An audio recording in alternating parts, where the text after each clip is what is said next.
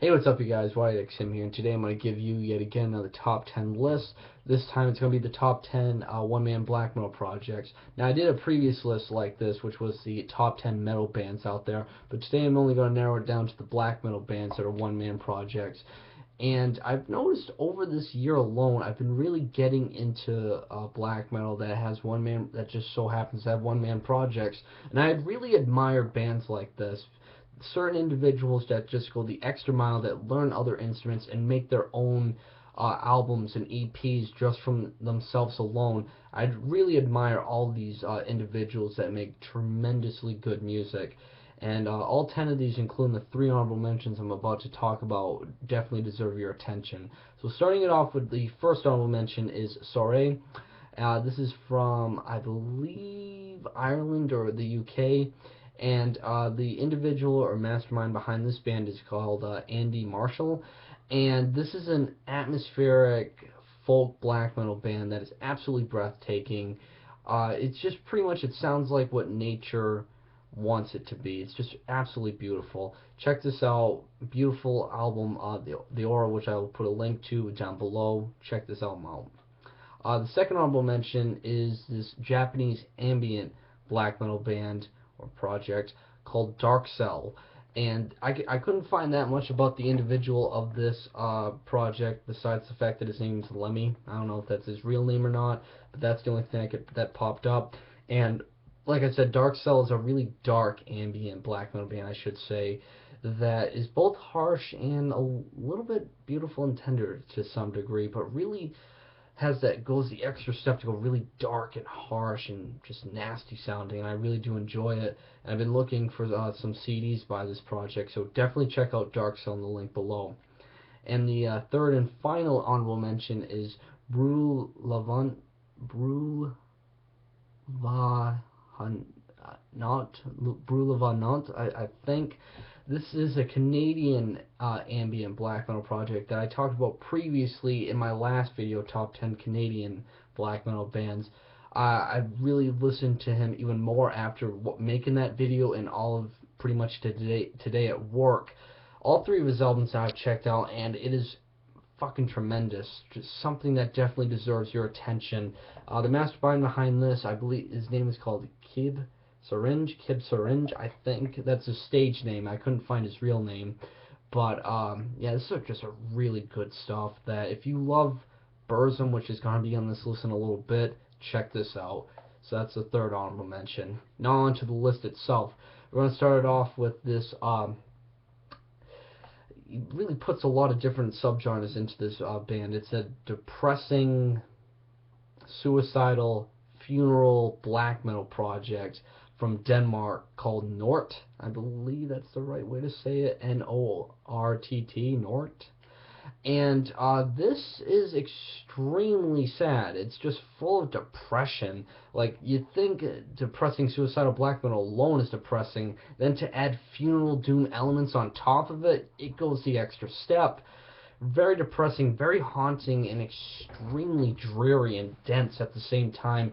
Nort is not for a beginner of black metal. That's what I can say. If you really want to test the limits of how depressing and dark music can get, check this out, coming in at number 10, Nort. So that's number 10.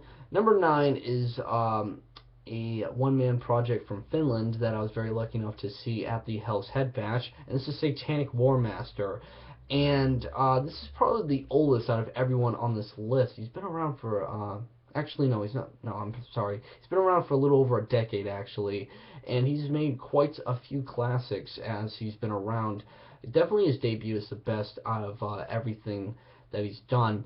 And yeah, Satanic Warmaster, or the mastermind behind this werewolf, that's his stage name, has made some really good classics, very raw, intense, and gritty and aggressive black metal that pretty much any black metal fan can get into very quickly.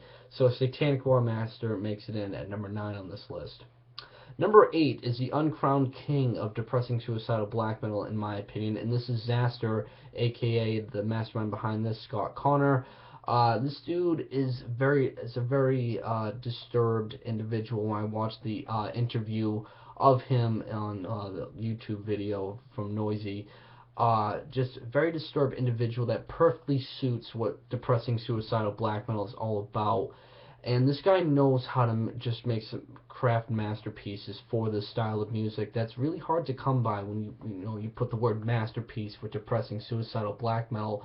It's a really hard genre to get into for even black metal fans, just because you know what you're in for, and it's just always going to be depressing, suicidal, dark, and just full of depression. But Xastorm still makes it somewhat entertaining, but still going down to the roots of what depressing suicidal black metal is. A talented individual that definitely deserves your attention, even though he's not doing the whole depressing suicidal black metal thing anymore. He still has a band now, and it's more of like a blackened folk shoegaze type of shit that is still pretty haunting and depressing, regardless if it's all included acoustic. So check that out as well. So coming in at number 7 was another one-man project from that Noisy video, and this is Leviathan. And yeah, Leviathan knows how to combine a lot of different subgenres of black metal, which is why pretty much anyone can get into him. He's got elements of ambient black metal, noise black metal, just straightforward aggressive black metal, and atmospheric black metal, and he knows how to balance it out and really make it sound balanced and well and professionally done. And that's why yeah, he's on this list. Though he may be a kind of somewhat criminal after some of the biography I've read of him, it doesn't take away his talent that he's put into his project Leviathan. So he comes in at number 7.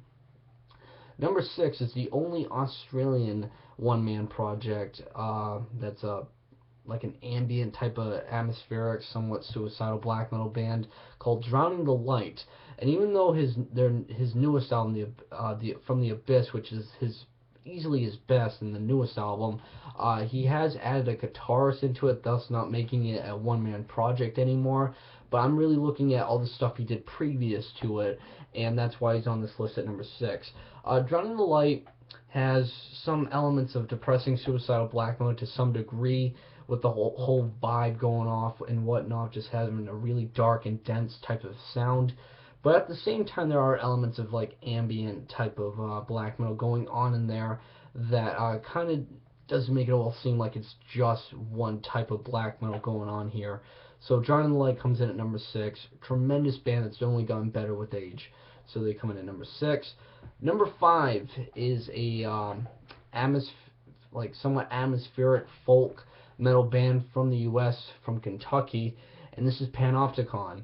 Austin Lund is a talented individual. He knows how to craft some of the greatest black metal slash folk metal that is out there at the moment right now. And his new album that is coming out in a few weeks is highly anticipated for me, and I can't wait to hear it. Panopticon, if you're a fan of Agalloch, you'll love this. But there are definitely a lot more bluegrass and folk elements really going in the mix that just really make it entertaining and really stick them out from everyone else. So Panopticon gets in this list at number 5. Number 4 is a one-man project we all fucking know, and this was bound to happen. Number 4 is Burzum. Varg, talented individual, but a fucking asshole if you look at his biography and what his beliefs and what he's done in his life. But Burzum, first 4 albums are fucking classics, and I can't say anything negative about his first 4. After that, it kind of goes downhill, and it's kind of like hit or miss over the past few years. But his 4th album is absolutely amazing, easily 9 out of 10 for me. And Burzum's always been making some great ambient atmospheric black metal in his early days that will always be appreciated for years to come. So he comes in at number 4. Number 3 is one of my favorite one-man project black metal bands from France, and this is Mutilation. And his lyrical themes go from like vampire sort of shit in his early work to just more Satanism and stuff like that. But his early days are absolutely spectacular. Perfect stuff that is nearly flawless. And Mutilation has a really dark, very raw, very gritty and cold sound to him that makes him one of a kind, really, that I just can't get enough of his older work that just fucking flawless. So he comes in at number 3. Number 2 is a one-man project from Switzerland that's only released demos, pretty much like nearly 24 demos, and you can arguably say they're almost full length to a certain degree. This is Paysage de Hyver, and what he's most known for is his stage name is called Wintier, and he's also the vocalist of Dark Space, which is a fucking tremendous black metal band. But he takes that talent even to his own little project. Though I said Paysage de Hyver's only made demos, like I said, a few of them range in the 50-plus minute mark, so you can arguably say, time-wise, that this is a full length pretty much when you look at it time-wise. But overall, it is a demo because it only contains 2 to 3 tracks. But Paysage de Hyver is a really dense, really dark, and really harsh, somewhat atmospheric and somewhat ambient black metal that it's hard to believe one man can come up with all this, and it's really enjoyable, and it's something I need to get on vinyl. So he comes in at number 2. And number 1 is a band my girlfriend absolutely hates, but I enjoy them. And number 1 is Gnaw Their Tongues, the Netherlands one-man project that makes absolutely disturbing, haunting, and very chaotic noise experimental black metal that isn't for the faint of heart. You really gotta you can't be a beginner listener for black metal and expect to really enjoy this.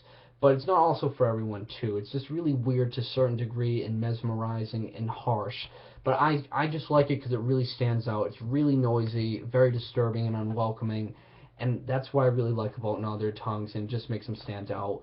And it's my girlfriend, and yeah, guys, that's it. That's my top 10 one-man black metal projects. I'm really curious to know what's your favorites, because I know I'm missing a ton of them. Hopefully you discovered something new, which is the whole point of these videos. And thanks for watching, liking, supporting, and subscribing. You guys are the fucking best, and keep it metal.